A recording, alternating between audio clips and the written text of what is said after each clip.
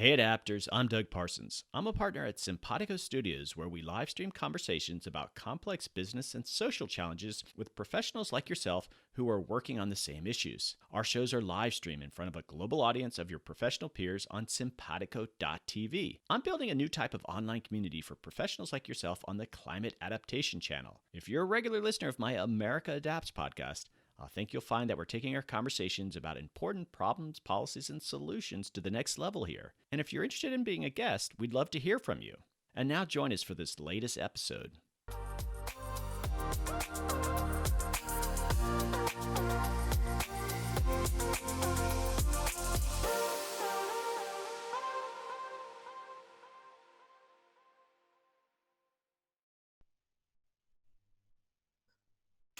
Hey adapters, today our guest is Dr. Johannes Reichl. Johannes develops and leads large international research projects focused on accelerating the energy transition and developing more impactful climate policies. As part of his research, Johannes has developed digital tools to allow citizens to make better informed energy-related decisions and test them under real-life conditions. Johannes will introduce us to a new research initiative that uses Campaigners, a new smartphone app developed to examine which climate-friendly lifestyle changes are easier to adopt depending on the city and the user. Ultimately, this research could inform policy at regional and local levels to accelerate the transition to a low-carbon economy. Welcome, Johannes, to the show. Hey, Dax. Thanks a lot for inviting me. All right, looking forward to this conversation. We're going to be talking about some apps, but first I'm checking in with my guest. We talked a little bit about this, but what's going on with COVID-19 with you? How's it impacting your work there? Well, in Austria, the situation is relatively good, I think, compared to other places. We still have some people in home office, like me. Others are already back into the normal work schedule. So together we try to keep the numbers low, but still we are a bit limited on traveling and of course other things where we would meet a lot of people. Well, we'll get back there hopefully soon enough, maybe next year, 2021. Yeah. All right, we're going to talk about influencing people's behaviors. And I sort of want to provide some context here too. And I imagine even more so in Europe, but climate change understanding is quite high, but then some countries actually lag behind those countries where you might have higher understanding. Why is that? What's going on there? Well, we are pretty interested in finding out, like what you said, what you asked. Why do we have some countries where people understand what climate change is, are behind groups and measures to counteract climate change, and then we have countries or even groups of the population within countries where people don't really see how climate change could affect our lives, are much more critical regards to measures that could address the issue, and the story is for us is not yet completely solved. What is the driver behind that? What drives whether people understand that there is climate change and that it's made by humans? We have made a survey in last year to find out a bit more about that. In that survey, we have asked about 18,000 households across the EU, across Europe, about 600 households per 31 countries. And what we see there in general, that climate change as such is accepted as a reality by more than 50% in every country. But when it comes to understanding that this is a human problem, that this is made by us, then we see that some countries fall back quite dramatically. We still have problems in some of these more recent member states of the European Union, like in the Czech Republic, like in Poland. There seems to be a misunderstanding of the scientific results that climate science has brought us, and that clarify that humans have to be blamed for it. No, go on. But we often think that, or in the media, we often think that there are certain policymakers in the countries that cause that. And that might be true to some extent, but we feel and we see in the data there might be some other drivers that we have not yet fully understood. While at the same time we see it's important to understand that and to make people understand that climate change is a human problem, to get acceptance by these people for measures, for policies, and in general for a chance to collectively work on the climate issue. Well, that's interesting. Here in the United States, I always got the impression that most of the European Union, there's a significant buy-in that climate change is an issue, it's a problem. And I guess you're saying, of course, you're not going to get uniform across all the countries, but is there really a big difference? Is one country you have 90% of the population saying this is a big, important issue, and then I think you mentioned Poland or the Czech Republic, are they below 50%? Is there like real high levels of skepticism?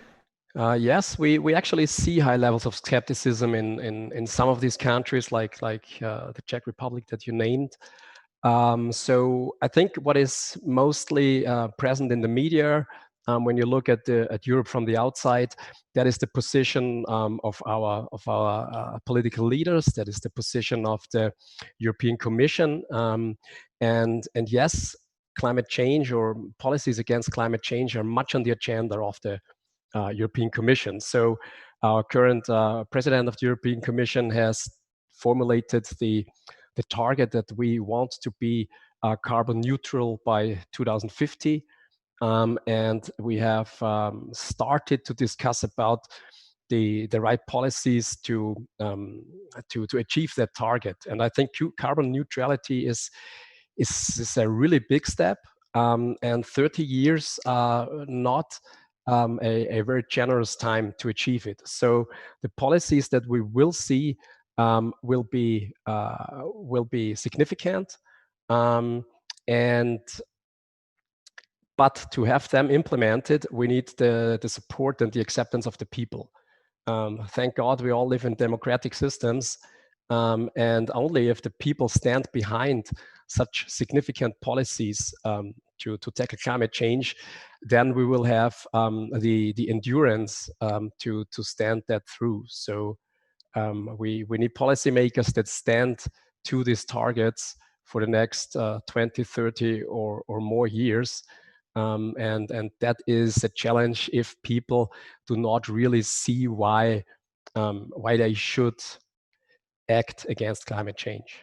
Well, it's sort of this unusual situation too, and you'd mentioned that you're looking at this the notion of like climate change is happening. Do you believe that, and that humans are involved? And that's sort of like the first step, right? And the second step is like, but are you also willing to do something about it, even if you do believe that climate change is an issue influenced by humans? Because in the United States, at least, there's a sizable population. All right, I can see it's happening, but do we really need to like change our lifestyles or anything like that?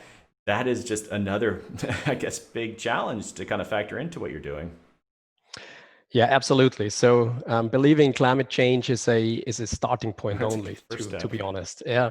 So there are the one thing that we then really need to see is climate actions that the peoples either promote themselves or at least accept and are willing to be part of. We made an experiment in the last year to find out how the belief in climate change is related to the willingness of people to take actions. And what we did there is we gave a bit more than 15,000 Europeans €5, more or less in cash. We gave that to them in form of uh, um, an online shop voucher. And we said, so now, and then we asked them several questions about their beliefs to climate change. And finally, we said, now, with your €5, you can either go away and buy something or what you would want to do with it, or you can give all of that or part of it to buy carbon offsets, which we use there as a kind of generic climate action. So carbon offsets, that is basically giving money to someone who will then carry out a climate, a greenhouse gas emissions reduction measure. And what we saw there is that the willingness to give away these €5 was overall not very high. So it's a bit more than 20% of our participants to that study said, okay, I'm willing to give away part or all of my €5. And what we additionally saw, and that was really interesting, is that people that do not believe in climate change at all, or that think that climate change is not caused by humans, up to people that say, yes, most likely there is climate change and most likely it's man-made, all have about the same level of willingness to donate to this carbon offset program. So they have about the same willingness to take a real climate action. Only if you have this absolute certainty that climate change is happening and that it is man-made, then you have a massively higher willingness to take action. And that showed us that when political leaders with their language, as some of them do, create at least a sliver of doubt about climate change, and that is anthroponetic, then these can have significant consequences. So to have full support of people for climate policies, you really need to have great certainty about climate change on the side of the people. If there is a sliver of doubt, this will ruin the people's support to a large extent. And that is a problem because absolute certainty is something that is not easy to achieve, of course. We hear so many reasons. Media is so full of sometimes contradicting informations about climate change. And then we say we want to have absolute certainty on side of the people to understand climate change. Well, I think that's been the strategy too of a lot of fossil fuel companies, at least relatively recently. It's just like, it wasn't that they were trying to find some new science to debunk climate change. They were there to just provide just a tiny little bit of doubt. And what you're saying is that these experiments, that little bit of doubt can have huge consequences of how people are going to respond. Exactly. Yeah, that is what it is. And I think these strategies that you mentioned, I mean, they have been made by people that are super professional in their field, I guess. And so they exactly know what they do, and that it doesn't need like the big story about a world that doesn't have climate change at all. It's just enough to induce this sliver of doubt. All right, so let's talk about this app that you've worked on. And I want to hear all about it. The Campaigners app. Give us a little bit of a history and what is it? What's going on with it right now? Yeah. So here at the Energy Institute, we've been done a lot of research where we develop ideas and concepts how we could affect people's lifestyles related to climate. To climate related activities. So we want to find out how can we make people more conscious about their energy consumption? How can we ideally affect the time when they use energy, namely when it's made by the sun and the wind and not coming like from a coal plant? And what we did in the past there is we created, for example, smartphone apps, and these smartphone apps that were used by households connected them to their electricity consumption and to the renewable energy market, so that these people did not only see exactly when they consume what amount, when they consume what for an amount of electricity. That is an information we get from the smart meters that are installed across Europe currently.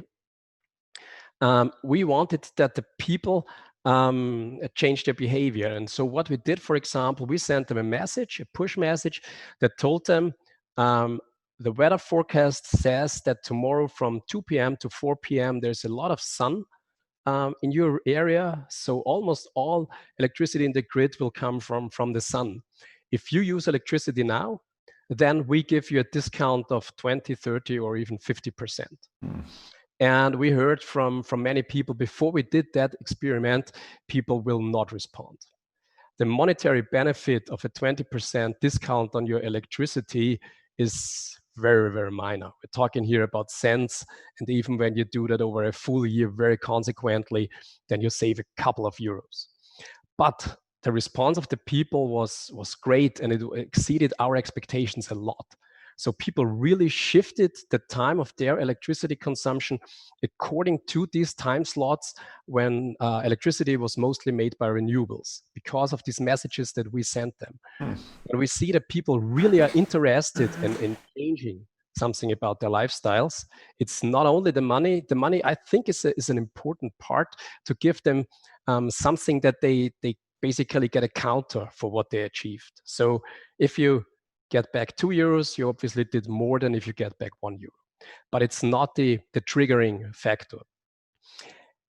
And from all what we did there with this app, and we have tested and developed some more mechanisms to affect people's lifestyles, we developed a new idea in what we learned through interacting in the meantime with more than 100,000 citizens in our research. What we now want to do is to create an app that gives the people the opportunity to being challenged with behaviors that they have not done before, experience that behaviors, and ideally take a lessons learned from how this behavior feels and maintain that behavior or integrate it at least to some extent in their usual life. So let me give you one example. What we are going to tell people if we get the chance to do that to do that great idea is we give them messages like, this is your lifestyle challenge for today. Put your car keys in the deep freezer for 24 hours. Okay. So then we know, okay, this guy is not going to ride his car today. What will he make out of it? We don't want to like give them a dogmatic recipe what they have to do. We want them to develop their own solution to this challenge. So the one person maybe will say, I take the bike, the weather is shining, why not? The other person may say, I'm gonna call a colleague from work to pick me up this morning and bring me and take me with him. So people have a lot of opportunities actually to do something against climate change, and we want them to find out which one is the best for themselves, given all their situation, their health status, their circumstances, whether there is public transport or not. There's always something that you can do, some way that you can take. And that is what we want to create in this project. Okay, a lot to unpack there, and so I just want to make sure I have this right. So we were talking about the Campaigners Act, but that what you just described though is an app that you want to develop, and right, that hasn't been done yet, or the one where you would actually, okay, put your keys in the freezer. That's, you're working on that. Exactly, that is something that we developed together with 15 extremely climate conscious cities around the world that said we need something to have a direct communication channel to our citizens, that we can play a bit with them. They challenge us, we challenge them, how we need to change our cities, our infrastructures, the services that we provide our citizens to help them making a more climate friendly lifestyle. And these cities that we're planning that together, we have cities on board like Milan in Italy, Izmir in Turkey, Dublin, Vilnius, we have Cape Town on board. So we have really, I think, an exciting set of cities. And together, we're approaching the European Commission right now and ask them to help us with a bit of funding to get that exciting project on the road. And that is currently the stage where we are in. We have this idea. We have all the key actors that we need to make this idea, I think, more than just a research project, but really a movement driven by citizens and for citizens. And the one missing part that we are currently facing is a bit of funding to get that on the road. Big part, but I bet that a lot of academics are going to be fascinated with the kind of, I mean, yourselves are obviously going to use the information, but people's behavior. That is fascinating. Well, I want to go back to the Campaigners Act real quick. How many people were actually using it regularly? Well, the Campaigners app is not yet out there. Oh, okay. That is this project that we were talking. But I can tell you about the user numbers and of past apps that we had. Okay, Like yeah. where we sent the people these push messages, sun is shining, use electricity. Um, we tested that app. We had it in the field for 17 months, so almost 1.5 years.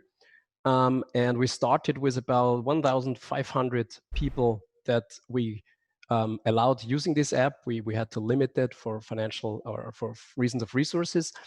But of that 1,500, even after the 17 months, 20% of them were using the app regularly. And that is an extremely high number. That's even higher than for many of these social media apps that you know.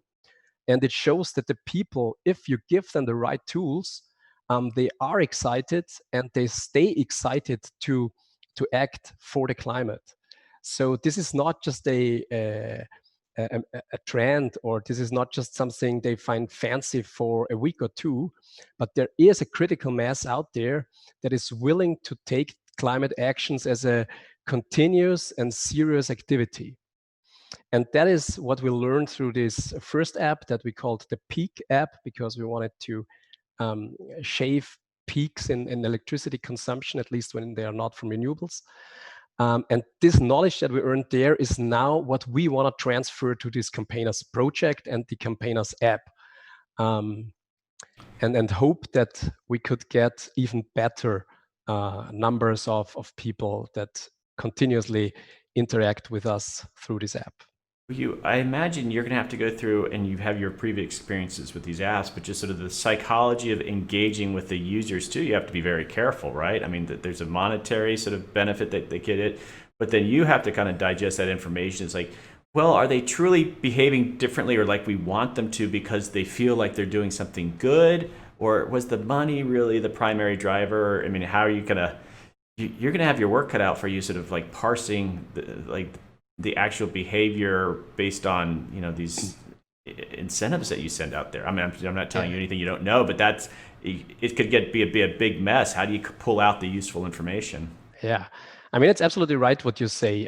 Throwing too much of monetary incentives at the people can really bias your research results. So we are always careful, first of all, that the monetary incentives are at the lower end, so that people really have that more as a counter of their achievements. It gives them some idea of, I saved €5, my neighbor saved €2, so obviously I did something a bit better. In that specific app, like where we wanted that people change the timing of their electricity consumption, there we have implemented several mechanisms to disentangle the activities that they show us because of the money and because of their commitment to environmental action. So we told them sometimes with our messages, tomorrow use electricity, it's cheaper, that this is a consequence because it's renewable, the electricity, and so the environment would benefit. And sometimes we sent them the message and said, tomorrow electricity will be cheaper, but that's just because on the stock market there is some effect, and so there is no money, there's no like environmental benefit, but you can still get the money. And what we saw then is that the people had a much higher response if the opportunity to save money was coupled to the environmental benefit. That is when the people go out and tweak their dishwasher or change the timer on their washing machine. When they just tell them, guys, save 5 cents, then they will tell you, well, 5 cents, that's not gonna make me rich.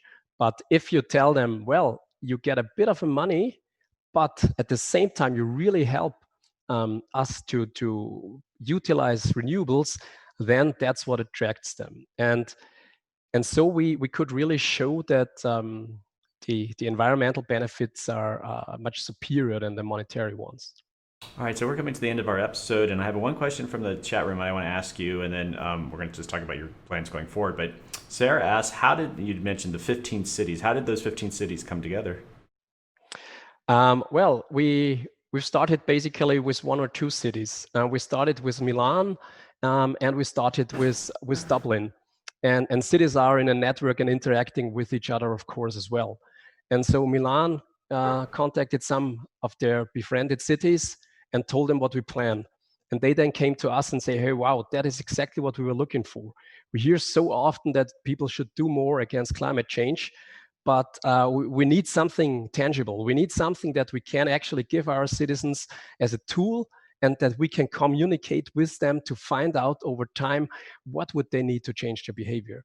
So we started by approaching some cities, but currently we're in a situation that cities are approaching us, and we had to close taking new cities on board with these 15 for reasons of resources, but we're getting basically every day new contacts of cities that would want to join. And of course, they can join. We still invite them to, if we get funded, roll out the app to their citizens, but we just cannot provide them financial support, or we cannot provide them, let's say, the full scientific service, which would include that we evaluate the data of their citizens for them, and that we, together with political scientists, psychologists, infrastructure specialists, design city-targeted policy strategies. That's something we can only offer to the 15, but the other cities still will be able to benefit from bringing that app to their citizens. Okay, so just as a wrap up here, you're engaging in some really interesting work. What's the time frame now? Like, if we wanted to come back, have you back on and talk about like the results of the Campaigners app, what are we looking at? Is it a year from now, 6 months? What's going on there? Well, if everything goes well, then we would start in about a year. This is a very huge endeavor, so we need a lot of preparation time to have a good, clean start. And once we've started, then yeah, results will drop in. So we plan to go on with this app first 3 years, but then extend it to 6 and more years. We really want to have something that is continuously engaging people, and results will drop in right from the start of our project, basically. So at least I think in 1 year, we could sit together and talk about the first responses we get from our citizens.